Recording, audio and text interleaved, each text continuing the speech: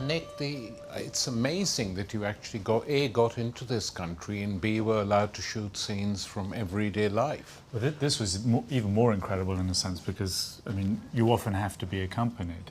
But in fact, I had two minders. One wasn't with me at this point, and the other one wanted to go swimming. Did I want to swim? And I thought, no, actually, I'm here to take pictures. Oh. And so, in fact, I was allowed to wander around, take pictures.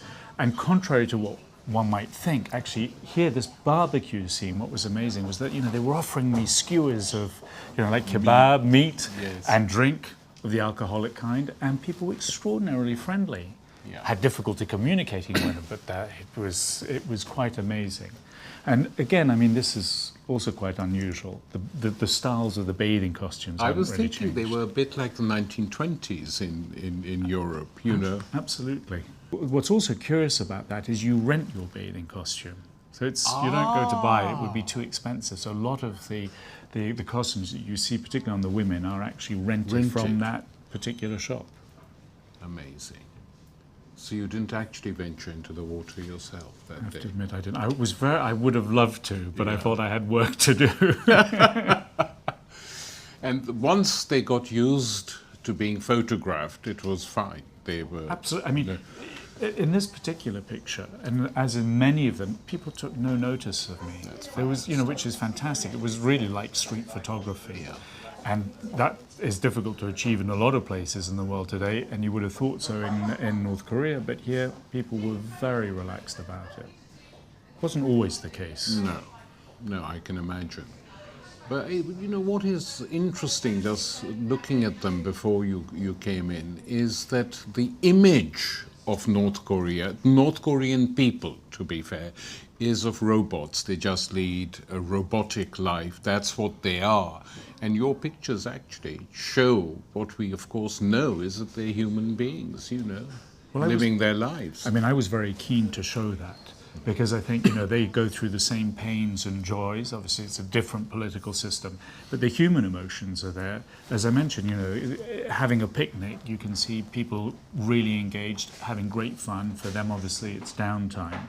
And I found that in so many places. And, you know what it's like in areas where there's conflict, that people also, they might live moments of terror because they're being bombed, but equally they have emotions. Yes. Often a great sense of humor. And many North Koreans also did have a great sense of humor, maybe born out of hardship, but nonetheless, a whole gamut of emotions that similar to our own.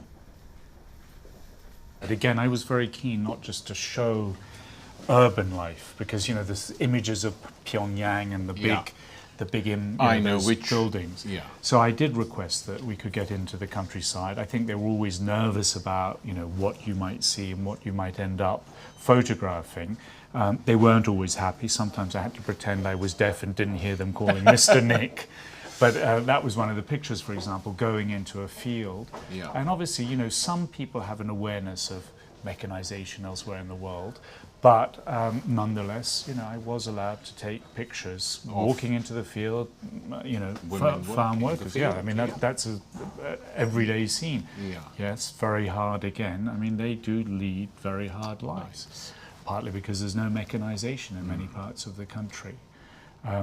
Obviously, the leaders are omnipresent, a collective, so they've actually volunteered to go onto a farm cooperative. So they're university-age students.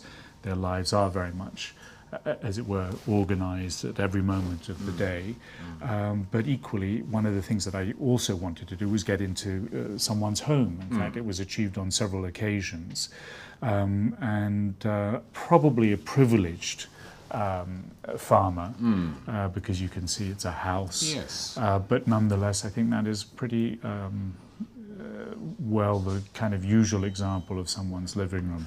I mean, the leaders have got to be there. Yeah. I remember the first time I went there, Nick, in 1970, I was astonished to be told that when the Korean War ended in 1953, in what was the north, not a single building had been left standing. Everything had been destroyed, so they had to build it all anew. This is a curiosity. The trucks, petrol is in short supply. So they they have wood which they put into this kind of furnace, which creates this, the gas to get the truck going. to get the truck going. So the military trucks, many of them, work on this very basic principle. You didn't go to the Chinese border because that's where they say that a lot of stuff comes over from China and it's a different atmosphere. I did, yeah, and you can see that that has been one of the liberalizations that's taken place. But it's a dramatic contrast from going from China also into North Korea. I mean, people bring food on the train, and we were not searched at all. They said, did we have mobile phones? We said yes, but they didn't look at them.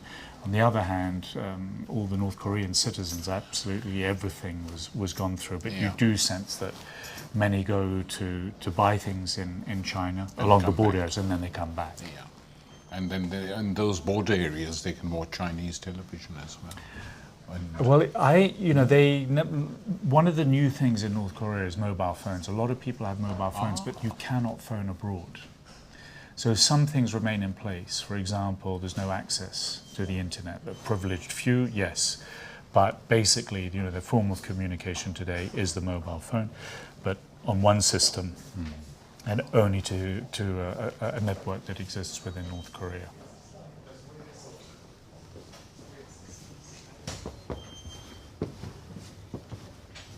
These are some of my favorite They're shots. fantastic pics, actually. Here you can see there's a selection of hairstyles with numbers. So, you go to your... Pick up, I'll have 6. Yeah. They were a little worried about this picture. They only were allowed to see 4 of the images prior to the exhibition going up.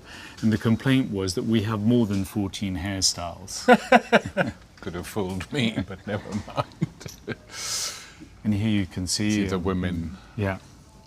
With a saying from Kim Il-sung, the leader, the beauty of the nation is in your hands, more or less. You should wear makeup. So the same for women there too. Did you get any idea, Nick, looking at that photograph, for instance, who they might be?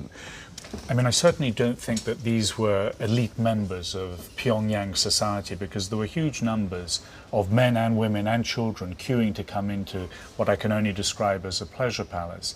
But I mean, indeed, they might well be just from this district of Pyongyang, which certainly wasn't one of the areas where the kind of elite cadres live.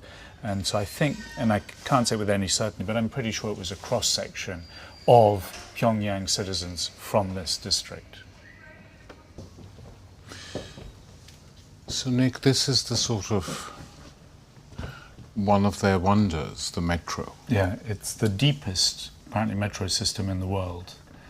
At some points, I think it's over 200 meters down. Because why did they build it so deep? They say because it could also double as a kind of nuclear shelter, that it would be so far underground it would offer some protection.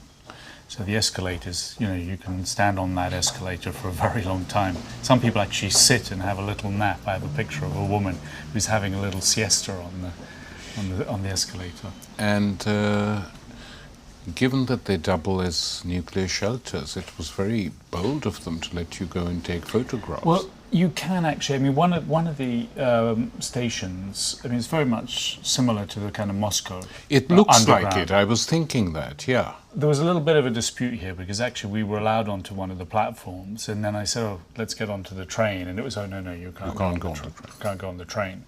And so I said, "That's it. I'm going back to the hotel." We often had these kind of niggling arguments. I'm walking back. "Oh no, you can't walk back to the hotel."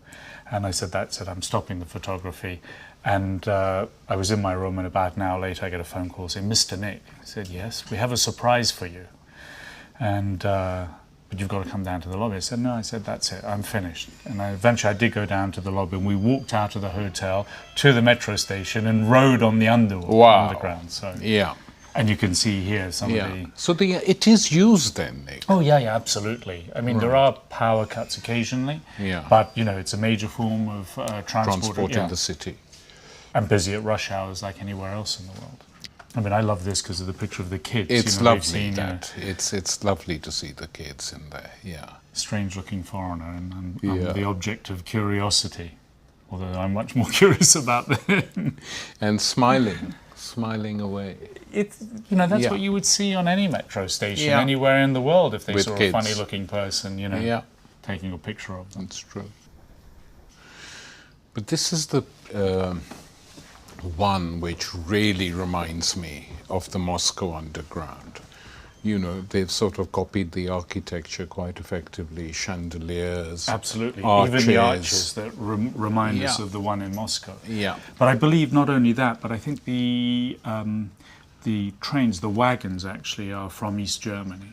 So again, those So haven't they're been collector's released. Yeah, items. they exactly. I mean, everything, unfortunately, Is like that. is a sort of collector's item, and every carriage has to have the portraits of the granddad and granddad and the dad. dad. Yeah, But here you just see, you know, the signalmen are actually women who are meant to, you know, watch for the safety of the passengers, but they also, with flags, signal to the driver when to leave the station. and I mean, even judging from your photographs, the women, there are large numbers of women employed in these jobs. Oh, absolutely. I think, you know, there's an effort, as in many of the former socialist countries, that, you know, jobs should be shared between men and women, although the exception being in the army, I believe that the men have to do their military service. It's not obligatory for the women. But, you know, in most of these pictures you can see that women share in the duties. Although what is new is that women are not meant to wear trousers. That's again one of the leaders' pronouncements. So that's starting to happen. But in all the pictures that you see here, most women are still Wearing in skirts. skirts. Yeah.